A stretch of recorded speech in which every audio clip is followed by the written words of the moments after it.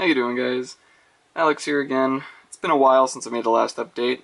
I do apologize for the time inconvenience in that matter. Just been really busy with a lot of exams coming up. It is the end of the school year, thank God. Can't wait for the summer. Can imagine me saying that again. But anyways, we got a lot done. Kind of a lot done. There were just long processes that I had to branch out. I can only do a little bit here and there. But since the last update, I'll go ahead and just jump right into it. Along to start, move this out of the way. The Stug was, it was in the process when the first showed it in the last video, but it has been completed. I have a video up for it later. Let me go ahead and just get this better for the lighting. Voila. Alright, well this is the Stug 3.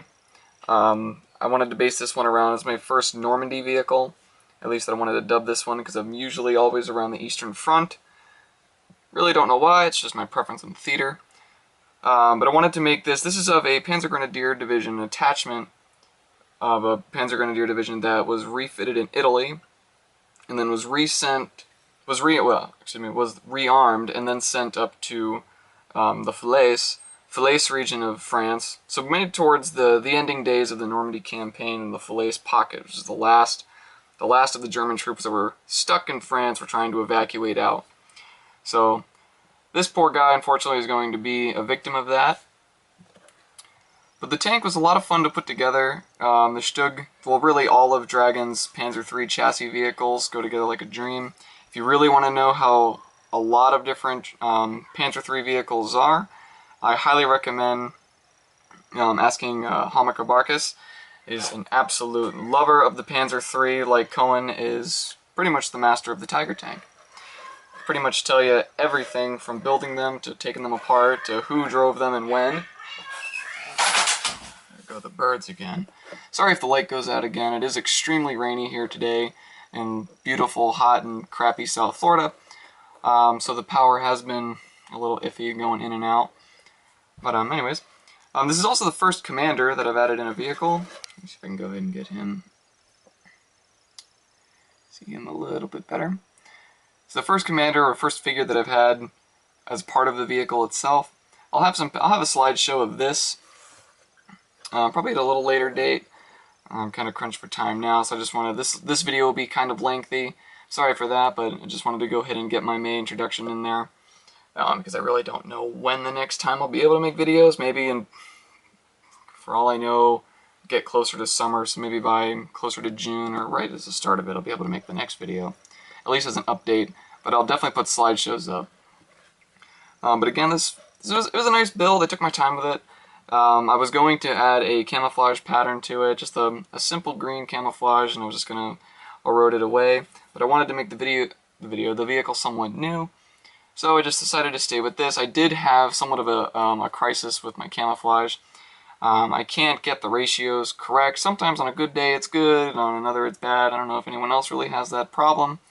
But while I was spraying it, it was a lot of overspray. I don't know if there was too much thinner or my PSI was too high. But all in all, as I started, it was okay. It was thin, nice, and then it got really thick, and then it just kind of splattered all over, and I wasn't liking it. I didn't want to deal with it, so I let it dry and then just went over it again with the tan.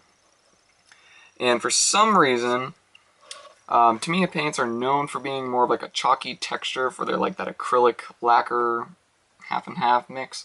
Just going to back this up just a little bit. And it left the surface areas on the tank very, very rough. But one thing that I found to counter that, oh, there goes the TV, that one's back online. To counter that, all I did was, it's a little odd not really to think of it, but I know putting gloss coats over the model, it does smooth it out somewhat, at least from the acrylic finish. It's 100 times better than how it is when you first lay it on. But hairspray actually, when you lay it on the model, especially on the flat areas, it self-levels itself, so treat it like a wash, if you will, for on the straight and flat areas. Just try to get the access up. It does leave. It will sit. It won't drip off. It'll just sit there, and then you'll have a really smooth area that is raised off the tank. But thankfully, you couldn't notice it at all on this one after applying the washes and the rust and streaking. So I'll go ahead and move on to the next vehicle. So the Stug will go ahead and have its slide show up along with the other one that I'll go ahead and pull out. And this one we just finished yesterday, and it is the YouTube Modeling Google Plus Community's King Tiger that was chosen around. I was planning on having this done at the end of spring break, but that was more than a month ago. So I'm sorry for being so overdue, but we all have crazy lives, so everyone was more so forgiving. Now this, I don't even know where to start on this build. Well, the tank itself, it went together nice. Everything about it was great, except for the typical Dragon instructions, especially for the time where this tank came out. Thankfully I have 3 King Tigers, so I had to go back. The sprues are much the same. I had to go back and look at some of the sprue maps for a lot of parts on this kit were labeled, as a sprue that didn't even exist, and a part number that didn't even exist, so I really had to go off of the way it was illustrated and trying to find it for a lot of parts. And there's a lot of duplicates too. For I know this is also this is a Zimmerit. This is a Zimmerit vehicle.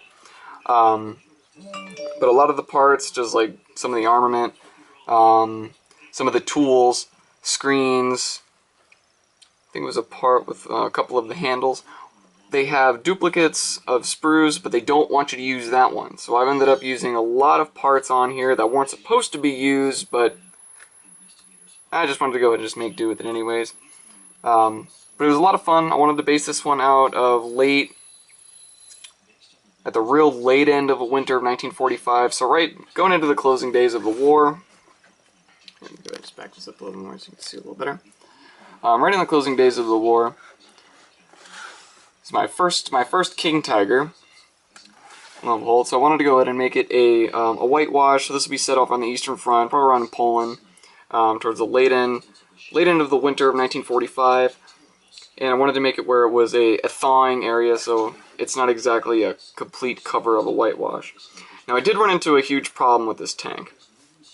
Not the building itself, but the matte coating. I've always used a Model Masters flat matte for debasing on all of my vehicles, even on the Stug, on everything up until now. It's worked okay. I couldn't really get it again with the ratios and the thinners, the paint and thinner ratios through the airbrush. I couldn't get it quite right. So I ended up giving up on that, and then I had a spare jar of Tamiya flat base. So I ended up going into some flat base.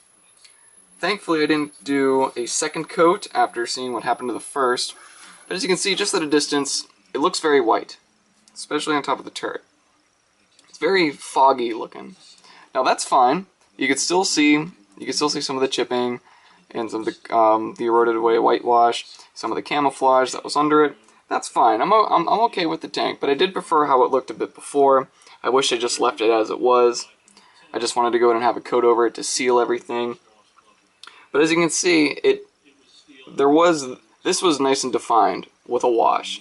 It went along the entire turret. Now unfortunately with the Tamiya base, it didn't get too close to it, just nice, just wanted to go over it real quick, just to deaden everything. Well, as you can see, some of the work is completely covered up. At least to me, it is just an absolute burden. But as long as you guys enjoy it, it's completely fine by me. It's a winner. Let me see if I had it over here as well. No, that's fine. Okay. But again, I'll go ahead and have a slideshow up with the Stug and the King Tiger at a later date. It's right here. The Google Plus community. And again, also, speaking of Google Plus community, I'm just going to get this one out of the way. Go for right here. Highly recommend getting on it, guys. Google Plus community is absolutely fantastic. All the YouTube modelers, a lot of big names are in it. So Hamakabarkus is on here. It was introduced by Tactical Jackalope. I know Andy put up a video earlier in the year, basically just going and sponsoring it. But I just want to go ahead and give you guys a quick show of it's like our own little Facebook page. There's only 73 members. It's private. I know Cohen just put up a video I think it was actually today, about getting crappy comments. So we disabled this commenting and didn't want to deal with trolls. Well, on here, thankfully, this is what Andy wanted to go ahead and devise this whole little group here. And it's great. All of us on here, we post anything that you see here. Post your instruments. By all means, go ahead and post your instruments. Go and have new workplaces. Andy's food. And his face. No, his head isn't here somewhere. Historical photographs. You can go ahead. All of us go ahead and throw in our 2 cents. I'm addicted to it for some reason. You'll see me on here constantly throwing up old black and white photos, diorama references, posting up our new videos. Pictures of, hey, what's this? Or any guesses on how I can, find this out? Or, hey guys, I need this. More diorama references. Courtesy of Pensamista 36. Und progression of our models. This video, go over here. So these are really nice website, really nice group. There you go, Bella. Go ahead and leave the spotlight on your. Whew. I need a drink. Go ahead and leave the spotlight on your half track. Great looking model, by the way. So right there. Alright, guys. So I just want to go ahead and throw that out there. The Google Plus community. Just go ahead and ask to join. Andy's to go ahead and the owner. Carlos Mendez and myself are moderators on it. So please just go ahead. If you want to go ahead and join, we'll go ahead and accept you immediately. Again, we just go ahead and one of our requirements is that you like building models. You have a YouTube channel. You don't have to show your face. You could just be this. It could be talking. It could be slideshows. Anything. Just as long as you have a YouTube modeling channel, you're dedicated to modeling, and if you want to join, by all means, we'll go ahead and send you through. Alrighty, well, let me just go ahead and move on to some of the new things that we've collected. It was my birthday on April 15th, so the past month. Finally, the first stage of being legal, 18 years old. I know I'm such an old man. I know. But I just want to go ahead and just share some of the goodies with you guys.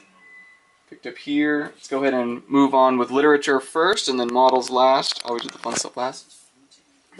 So things are starting up.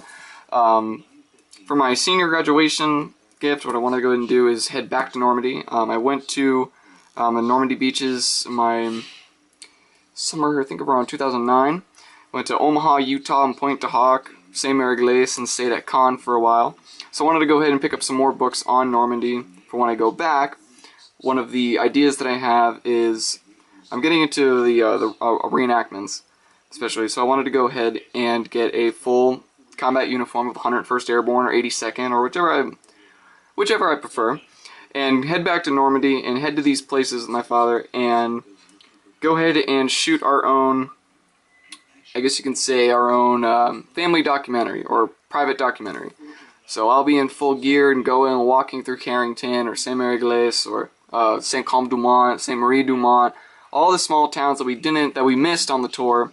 Although the tour was absolutely amazing, there's a lot that I missed that I'd really like to go in from reading the books. And there's the Band of Brothers tour, I believe, that's also on there, where you follow the steps of Easy Company. Oh, I think it's from Normandy to Germany. I think. Don't take my word on that one. But let's go ahead and starting on that. Woo. There goes the mask. On a darker note, the man who broke into Auschwitz. Exactly, I bought it for the title too. Apparently this is a true story of one of 2 men that are still alive today that has received the British Honor Medal of the Holocaust. I believe it is. But apparently it's a gut-wrenching tale about a British soldier that ended up swapping places with an inmate at Auschwitz to allow him to survive, and he didn't even know his name. He only known him as Hans. So it sounds like a great book, an outstanding story. So I'll go ahead and take a look at that one. I'm excited to read that. Continuing on the Concord selection, Fighting Withdrawal. If you guys have ever seen, if anyone has ever seen any of these Concord books and have ever thought, hey, maybe these look cool, absolutely recommend them. Get them. They are great reference books. Show illustrations, tons of photographs. Absolutely great. And a lot of the box art that you'll find on Dragon kits for Dragon figures actually are illustrated by the artists of these books.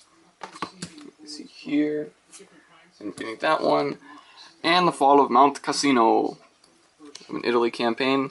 One thing I find really interesting about this particular issue is that it has a great emphasis on British Polish armored brigades, which I thought was absolutely awesome. There's a whole section of the book that's completely wrapped around just photographs of Polish armored units that were fighting in Italy. So really, really cool reference photographs if you want to go ahead and do a not so known topic of the war. Super right there. Alright, I got those. And is that it? Is it for books for now? Alright, let's move on to kits real quick. Move these. Alright. Let's start with the figures. Alright, to start off, we got here German command staff. I was thinking about possibly using these when I build the initial King Tiger. I know I was going to stick more towards the box art of being in the snow, the Leningrad area. But I was thinking, now that I have these figures, I can go ahead and find something to where it can be either its first field test or combat trials, and afterwards you have the German command staff that are evaluating its progress and its success in the field, or for its training purposes. Or its training exercise, excuse me. For here, U.S. Airborne of Operation Varsity of 1945. So I'll go ahead and... This will probably be one of my next quick projects, going in depicting the 17th Airborne in Germany. And Charman Tank Crews from 1939 to 43. Finally, I can go ahead and have some crews in my tanks. There'll be some life in them. These figures are more so based around the Panzer III and Panzer IV tanks, which is great. I have several of those. Can never have too many of these guys around. Another set of figures that I'd really like to go ahead and try out from Hamaka Barkas' last video, or one of his recent videos, by Stalingrad, I believe it's the company. But the Stalingrad company, they make resin figures in 1/35 scale, look absolutely awesome. So I'll go ahead and try some of those. Okay. Go ahead and try some of those soon. But these are for the figures. That's to start. Still have some birthday money I gotta go ahead and get rid of. It's right here. Und we have the Kettenkrad. The Kettenkrad. Kettenkrad early production. Yeah, pretty much just wanted to get this one for it was different. It's unique. I've never built something so small before in 1/35 scale. So I wanted to go ahead and throw these guys together. I'll go ahead and put these two together. Does it say it on here? It doesn't say on the box. The figures are not included, but it does come with a driver. Just one driver. I don't believe he looks anything like anything at all, like what's on the box art, his clothing, his appearance, nothing. It doesn't resemble the box art at all. It doesn't say, it just says it contains one model of a vehicle and one cart. But there is a driver on the inside. That's pretty much all I know about it. So I'll go ahead and depict something somewhat similar to this box art with this vehicle, sometime at a later date. These will probably be my next projects, because there is a lot to do, especially coming up at the later end of school. Don't have a lot of time, but these I can go and put together somewhat quickly. And lastly, on the models, back this one up a little bit, we have a Spitfire. Ravel's 1/35 scale Spitfire Mark IIA, Supermarine Spitfire, Mark IIA. I wanted to go ahead and pick this one up. It wasn't that much. I think it was only maybe about $20. I picked it up at one of the hobby shops that's around here. It's not really great for models, but they have somewhat of a selection. I was surprised that this was actually rather cheap on that end, in that perspective, when you look at it. I'm really excited to looking into this. This model's, it looks great. All the parts, I think there's only 2 or 3 sprues on the inside, so I hear they're just like not exactly, but very simple, like Airfix kits. Great detail, they go together. With the price, they're really, really good. So this will be one of my bigger projects that I'll go ahead and build after I finish my once after I start, build, and then finish my 1/48 scale Airfix 109, which will also be a smaller project that I'll go ahead and build. There's not a lot of parts, they're not complicated, but they're great detail for their price. And lastly, where'd it go? Here it is. Go ahead and find the box. Go and disconnect this. Yeah. Come on. There we go. Okay. And also, Another way to go ahead and sponsor the Google Plus community. I was looking around for an airbrush that I wanted to go ahead and spend some of my birthday money on, and Willie Vet, or Bill, whichever you want to go to, wherever you know him by, his YouTube channel named Willie Vet, he would just go ahead and send me a spare airbrush. It's a Badger Airbrush Company Renegade Chrome. It's an absolutely great airbrush. I go ahead and I did try it out just a little bit. I didn't want to go too hard into it. I didn't want to put too much paint through it. I'm still wanting to go ahead and get used to taking it apart and cleaning it first. But I did go ahead and I tried some, which did I use? Ammo of MIG, which is just thinned it just a little bit just to make it easier to come out of the brush. Came out beautifully. It sprayed absolutely amazing. Great airbrush. I want to go ahead and thank Bill again for sending me this great deed. So, and as a thanks, I wanted to go ahead and send you the SU-122 and the Hasegawa 109, the Finnish 109. So, this go ahead and concludes the birthday edition of it. I'm going to thank you again. I'm going to put this back on the rack here. Move this.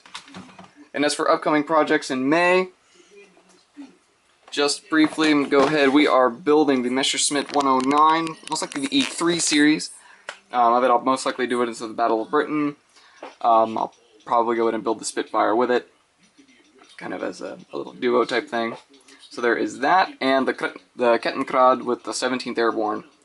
And that's about it for the update. Again, guys, if you have any questions for any of the kits that I've shown or want to go ahead and see any of them, please, by all means, go ahead and let me know, either in the comments section or go ahead and message me on Google+. The Google Plus community, it is open. There's only 73 of us on there, and I have more than 73 subscribers, and I know several of you guys have way more than that. So please, by all means, go ahead and put the name out there. Say, hey, if you want to go ahead and join Google Plus group. Jeez, it's a tongue teaser. Just go ahead and send us a message. We'll go ahead and accept you and go ahead and be a part of the family. Alright, guys. Thanks for watching. See you on the battlefield.